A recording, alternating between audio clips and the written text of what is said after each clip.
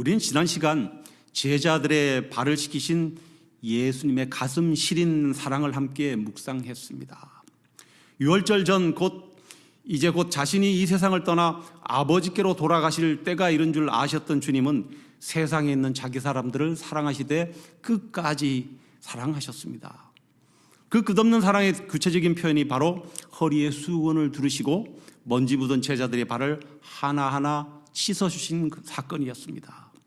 낮고 낮은 종의 형체로 제자들 앞에 무릎을 꿇으신 그 주님의 손길 속에서 성도 여러분, 어떤 은혜를 발견하셨습니까? 그런데 오늘 우리가 읽은 본문은 그 거룩하고 아름다운 식탁의 분위기를 단숨에 깨트리는 무겁고 침통한 선포로 시작됩니다. 조금 전 주님께서는 너희가 다 깨끗한 것은 아니다라며 은밀하게 암시하셨던 그 충격적인 실체가 마침내 전면에 드러나는 것이죠. 바로 주님의 공동체 내부로부터 일어난 거대한 배반 사건입니다. 우리는 오늘 본문을 대할 때 한 가지 엄연한 사실을 마음 깊이 새겨야 합니다. 그것은 조금 전에 예수께서 대야에 물을 떠서 제자들의 발을 씻기실 때 바로 그 자리에 가룟 유다도 함께 있었다는 사실입니다. 주님은 자신을 은 30에 팔아 넘길 유다의 발도 손수시켜 주셨습니다. 그리고 이제 본문 속에서 한 걸음 더 나아가 유다에게 직접 떡 조각을 적셔서 건네주십니다. 유다의 먼지 묻은 발을 씻기셨던 주님의 그 부드러운 손이 이제는 그의 입에 들어갈 떡을 축복하여 건네시는 손이 된 것입니다. 이처럼 오늘 본문은 가장 지고한 사랑의 자리에서 발생한 가장 추악한 배반의 현장을 고발하고 있습니다. 그러나 성경은 단순히 한 인간의 도덕적 결함이나 배은 망덕함을 고발하는 데 그치지 않습니다. 이 어두운 비극의 심연 속에서 어떻게 하나님의 구원 역사가 한치의 오차도 없이 성취되어 가는지, 그리고 그 무서운 영적 어둠 속에서도 끝까지 영혼을 부르시는 예수님의 눈물겨운 사랑이 어떻게 빛나고 있는지를 보여줍니다. 특히 마지막까지 밀려오는 은혜의 손길을 끝내 거부한 한 영혼이 마주하게 되는 하나님의 내버려 두심, 그리고 그 결과로 찾아오는 인생의 밤이 얼마나 두렵고 황량한지를 고발하고 있는 것입니다. 이 시간 본문 말씀을 통해 우리의 영적 주소를 겸손히 돌아보고 배반의 밤을 이기시는 주님의 신실한 은혜를 깊이 만나시기를 소망합니다. 먼저 살펴볼 것은 18절부터 20절까지 해서 하나님의 주권과 구약 성경의 성취입니다. 본문 18절에서 예수님은 가슴이 미어지는 고백을 하십니다. 13장 18절입니다. 요한복음, 내가 너희 모두를 가리켜 말하는 것이 아니니라. 나는 내가 택한 자들이 누구인지 알미라. 그러나 내 떡을 먹는 자가 내게 발꿈치를 들었다는 성경을 응하게 하려는 것이니라. 여기서 예수님이 사용하신 발꿈치를 들었다라는 표현은 헬라의 관용구로 가룟 유다가 단순히 몸을 돌려 떠났다는 그 부드러운 뜻이 아닌 것입니다. 당시 고대 근동 사회에서 누군가에게 발바닥이나 발꿈치를 들어 보이는 것은 극도의 모욕과 경멸, 그리고 배신을 의미했습니다. 특별히 이 단어는 야생 마구간에서 기르는 짐승이 자신에게 여물을 주고 보살펴준 주인을 걷어차기 위해 뒷발을 높이 드는 포악하고도 거친 행위를 묘사할 때 쓰입니다. 이는 지음받은 피조물이 창조주를 향해 뒷발질을 하고 있다는 뜻입니다. 3년 동안 주님과 동고동락하며 주님이 베푸신 영적 육적 양식을 공급받았던 제자가 주님을 향해 잔인하게 배신의 뒷발질을 하는 형국인 것이죠. 세상에서 가장 가까운 존재가 가장 치명적인 대적이 되어 돌아온 비극입니다. 그런데 주님은 이 비극적인 상황 앞에서 낙심하거나 주저앉지 않으시고 이것이 성경을 응하게, 즉 성경의 말씀을 확증하게 하려는 것이라고 말씀하십니다. 여기서 주님이 인용하신 성경이 바로 시편 41편 9절입니다. 내가 신뢰하여 내 떡을 나눠 먹던 나의 가까운 친구도 나를 대적하여 그의 발꿈치를 들었나이다. 이 시편 41편은 이스라엘의 가장 위대한 왕 다윗의 시로, 그가 인생에서 최고로 고통스럽고 외로운 노년을 보낼 때 그의 아들 압살롬이 반역을 일으켰습니다. 그때 다윗 왕이 가장 신뢰받는 책사이자 지혜자였던 아히도벨이 다윗을 배반하고 반역자 압살롬의 편에 서게 됩니다. 다윗과 함께 식탁에서 한솥밥을 먹으며 국가의 중대산을 논했던 아히도벨의 배신은 다윗의 심장에 깊은 빗으로 꽂혔습니다. 예수님은 지금 가롯 유다의 배반 속에서 구약의 다윗이 겪었던 아히도벨의 비극적인 배반을 보고 계시는 것입니다. 그리고 자신이 참된 다윗 왕으로서 구약의 왕들이 걸어갔던 그 고난과 배신의 길을 온몸으로 걸어가고 있음을 선포하시는 것이죠. 즉 가룟 유다의 배반은 우연히 일어난 돌발 사고가 아니라 이미 구약 성경이 예언하고 있는 구속사의 필연적인 과정이라는 뜻입니다. 예수님은 유다의 배신을 이미 아셨지만 끝까지 그의 발을 씻기셨고 떡 조각을 건네며 돌이킬 기회를 주셨습니다. 하나님께서 유다를 내버려 두심은 결코 하나님의 무정함 때문이 아니라 인간이 하나님의 세밀한 사랑과 경고를 끝까지 거부할 때 시작되는 것입니다. 이어지는 19절을 주목해 보십시오. 지금부터 일이 일어나기 전에 미리 너희에게 일러두면 일이 일어날 때에 내가 그인 줄 너희가 믿게 하려 함이로라. 요한복음 13장 19절이었습니다. 예수님은 유다의 배반 때문에 당황하거나 하나님의 구원 계획에 차질을 빚으신 것이 전혀 아닌 것입니다. 오히려 이 충격적인 배반의 사건을 제자들에게 미리 말씀하심으로 나중에 이 일이 현실이 되었을 때 제자들의 믿음이 파손하지 않고 오히려 견고해지기를 원하셨습니다.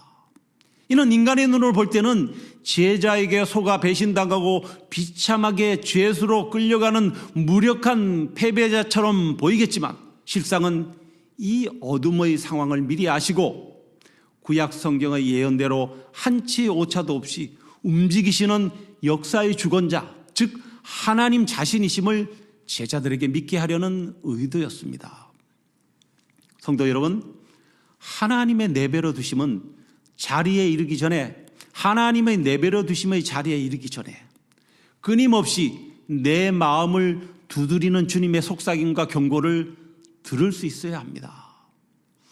예수님을 배반하는 자리는 인간의 악과 사탄의 계략이 득세하는 자리가 아닙니다.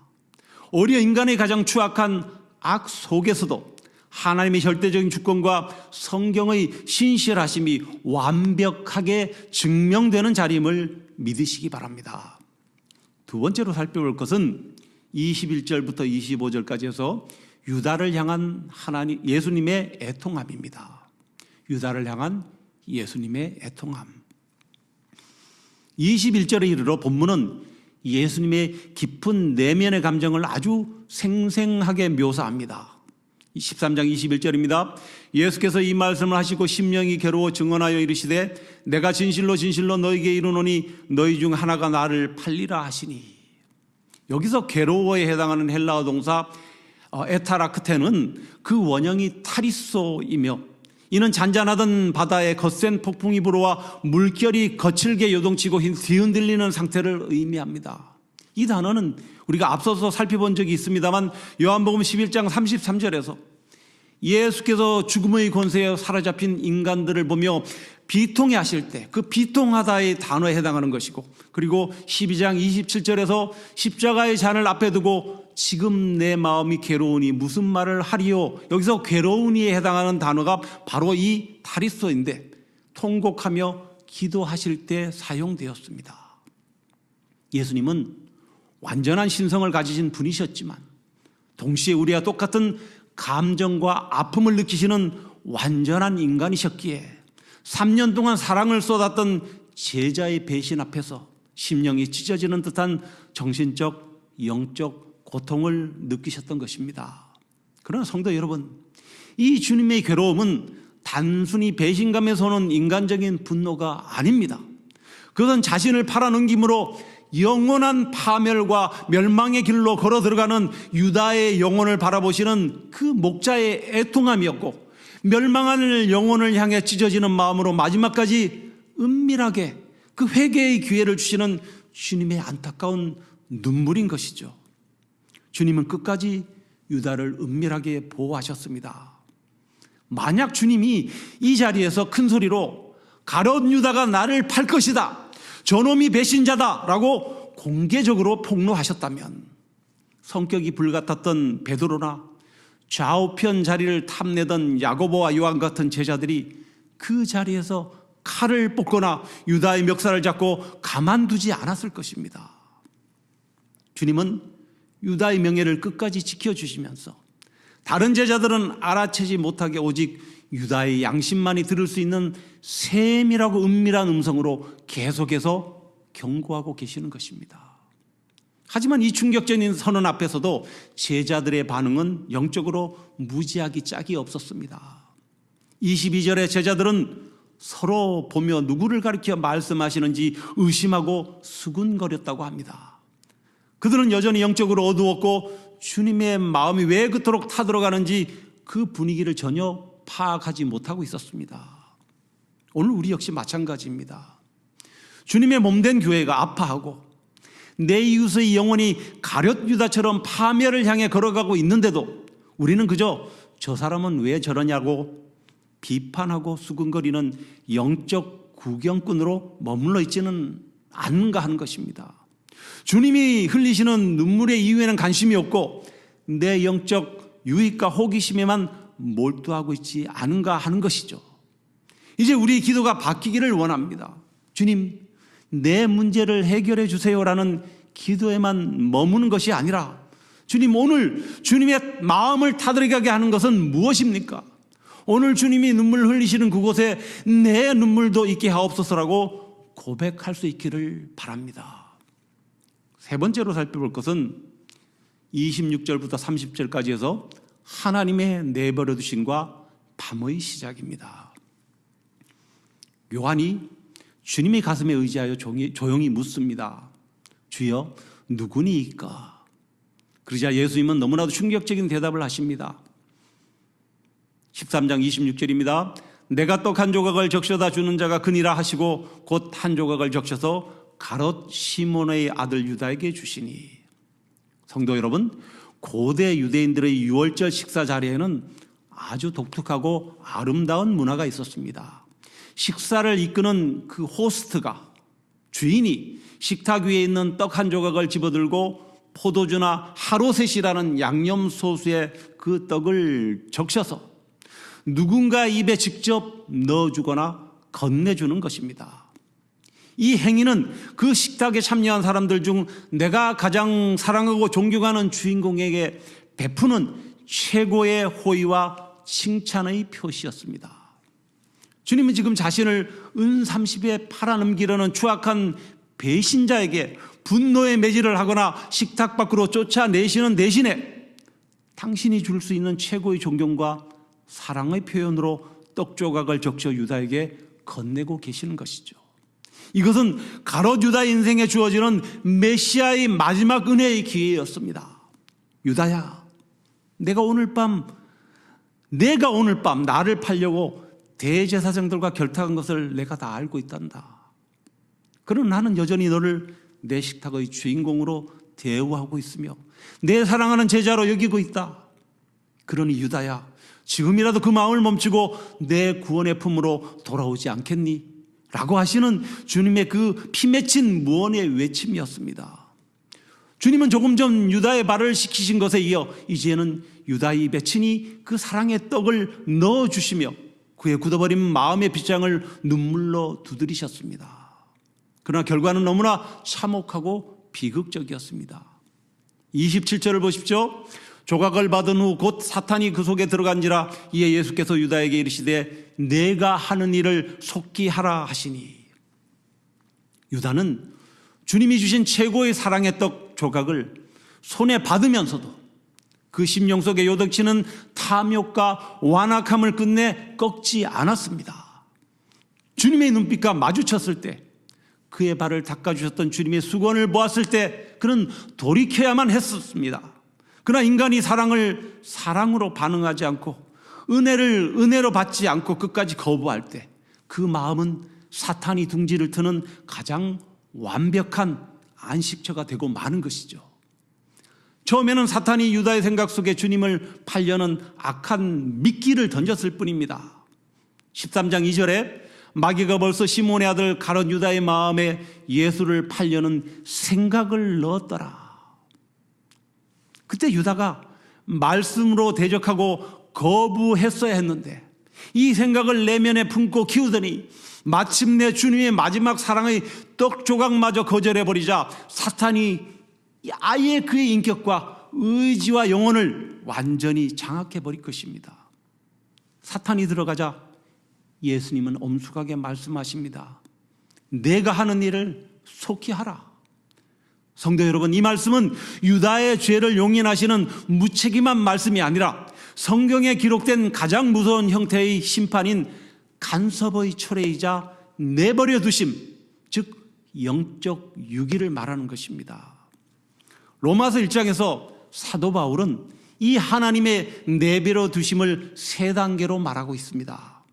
1단계는 로마서 1장 24절에 정욕대로 내버려 두심, 2단계는 26절에 부끄러운 욕심에 내버려 두심, 그리고 3단계는 28절에 상실한 마음대로 내버려 두심입니다.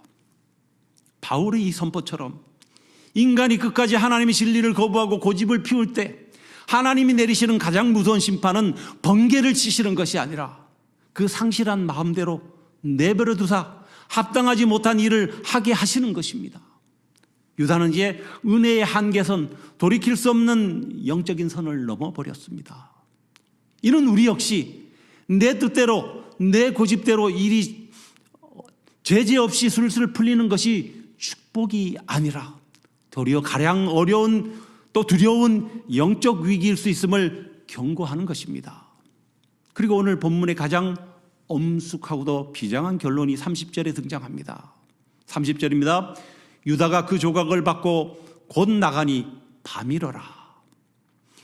여기서 밤을 뜻하는 헬라어 니크스는 은유적 의미로 죄와 수치의 때, 도덕적인 어리석음과 흑암의 때를 말합니다.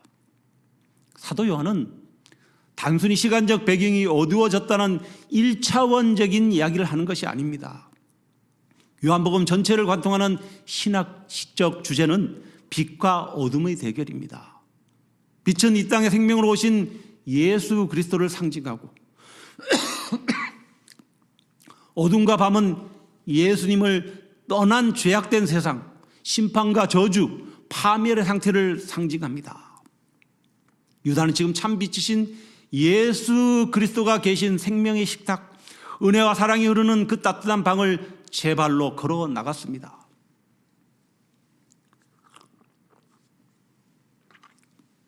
그 은혜의 문을 열고 나가는 순간 유다를 맞이한 것은 차가운 유대의 캄캄한 밤이었으며 그의 영혼을 영원한 파멸과 지옥으로 이끌고 갈 영적인 밤이었습니다. 하나님의 내버려 두심을 당한 인생은 스스로 자유의 길로 걸어간다고 착각하지만 결국은 사탄의 지배 아래 어둠과 파멸 속으로 걸어 들어가게 됩니다. 아울러 이것은 우리 인생에 찾아오는 말씀의 찔림, 양심의 가책, 혹은 하나님의 징계, 즉 간섭하심이 얼마나 큰 은혜인지를 역설하고 있는 것입니다. 사무엘하 17장 23절에서 아히도벨이 다윗 왕을 배반한 후 압살롬의 모사가 되지만 그의 모략이 실패하자 고향으로 돌아가 스스로 목을 메어 비참한 최후를 맞이했던 것처럼 가롯 유다 역시 빛을 떠나 밤으로 들어감으로써 피밭에서 창자가 터져 죽는 영원한 저주와 자살의 길로 치닫게 되는 것이죠. 이것은 주님의 품을 떠난 인생, 은혜의 문을 닫고 나간 인생의 종착지는 예외 없이 칠흑 같은 영혼의 밤을 보낼 수밖에 없음을 본문은 우리에게 준엄하게 선포하고 있는 것이죠. 여기에 얽힌 유명한 일화가 있습니다. 여러분 잘 아시는 레오나르도 다빈치가 그 유명한 벽화 최후의 만찬을 그릴 때의 일입니다. 다빈치는 예수님의 모델로 밀라노 성당의 성가대원이었던 피에트로 반디넬리라는 아주 순결하고 아름다운 청년을 찾아내서 가장 먼저 예수의 모습을 그렸습니다. 그 후 무려 7년이라는 세월 동안 제자들의 모습을 차례로 그려 나가다가 마지막으로 가룟 유다를 그려야 할 때가 되었습니다. 다빈치는 로마의 가장 어두운 뒷골목과 감옥을 샅샅이 뒤지며 탐욕과 배반으로 가득 찬 험악한 얼굴을 가진 한 죄수를 찾아내어 유다의 모델로 삼았습니다. 그런데 그 그림이 다 완성될 무렵에 그 죄수가 그림을 유심히 보다가 갑자기 얼굴을 파묻고 펑펑 울기 시작했습니다. 당황한 다빈치가 이유를 묻자 그 죄수가 고개를 들고 이렇게 말했습니다. 선생님, 저를 기억하지 못하시겠습니까? 7년 전 선생님이 가장 먼저 화실로 불러 예수의 모델로 삼아 그리셨던 청년이 바로 저였습니다.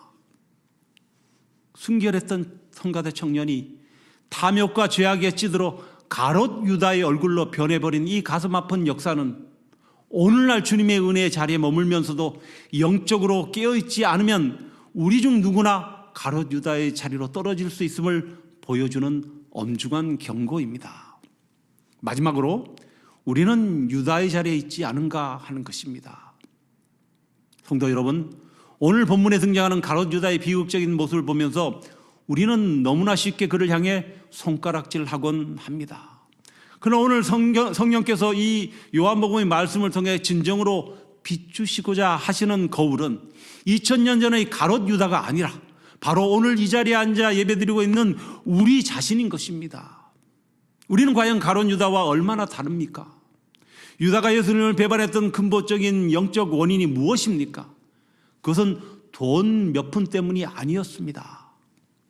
유다는 예수라는 존재를 통해 자신이 원하는 목적을 이루고 싶어 했습니다.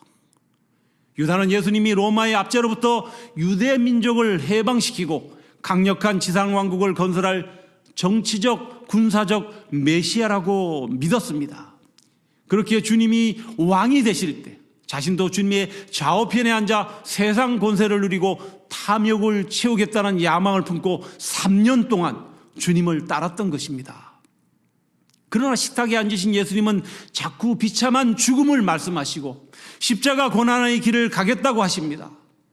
또한 심히 무력하게 대야에 물을 떠서 종처럼 제자들의 먼지 묻은 발을 씻기시는 모습을 보였습니다. 유다가 계산해 보니 자기가 생각했던 성공의 메시아상과 전혀 맞지 않는 것입니다.